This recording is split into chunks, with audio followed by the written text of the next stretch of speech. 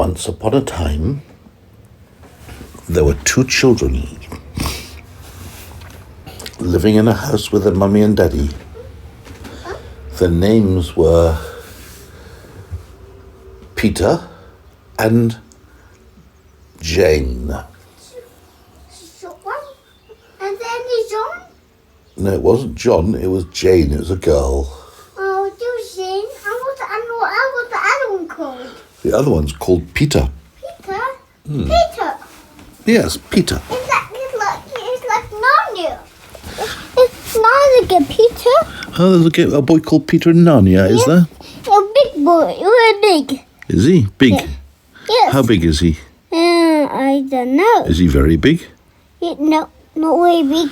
Not big like a giant. Okay, so now I'm going to tell you the story of Peter and Jane.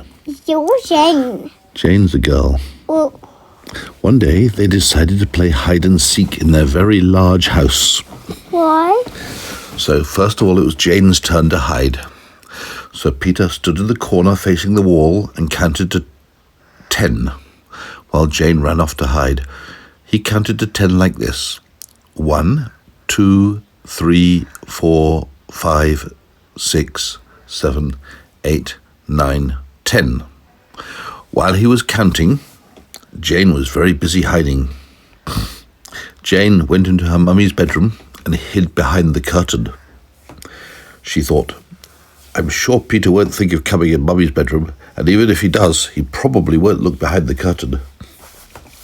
Then Peter, when he got to 10, 1, 2, 3, 4, 5, 6, 7, 8, 9, 10, he said, I'm coming, ready or not.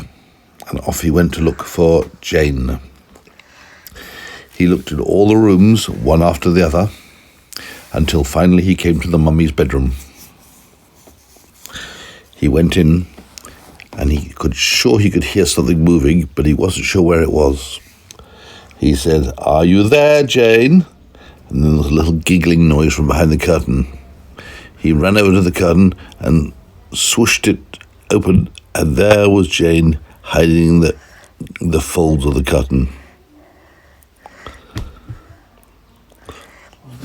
Daddy? Yes? Daddy, what story? And that's not the end of the story. Then it was Peter's turn to hide. So Jane stood in the corner, counted to 10, while Peter went off to hide. So Jane went 1, 2, 3, 4, 5, 6, 7, 8, 9, 10. Coming, ready or not, she shouted.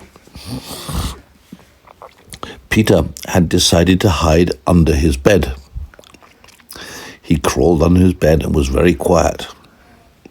But while he was there, he noticed there was a little town with houses and people walking around under his bed.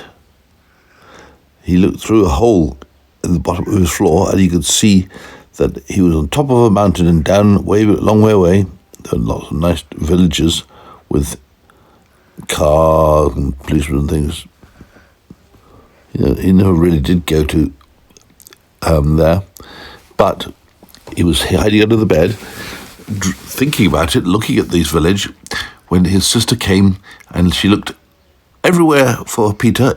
She looked in the cupboards, she looked behind the curtains, and then she looked under the bed, and there was Peter. Peter, I found you, said Jane. Yes, said Peter, but look what I can see. Look through the hole in the floor. We're on top of a mountain. We can see all the villages down below. We could go there. So Jane came under the bed with Peter, and they looked through the hole and saw that it was true.